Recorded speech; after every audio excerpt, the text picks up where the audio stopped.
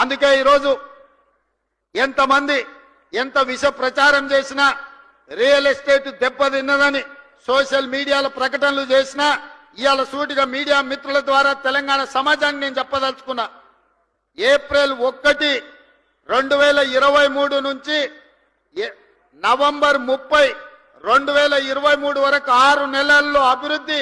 అదేవిధంగా మన ప్రభుత్వం వచ్చినాక ఏప్రిల్ 1, 2024 నుండి నవంబర్ 30 తారీఖు వరకు పోల్చినప్పుడు హైదరాబాద్ నగర రియల్ ఎస్టేట్ దాదాపుగా 29% అభివృద్ధి చెందింది.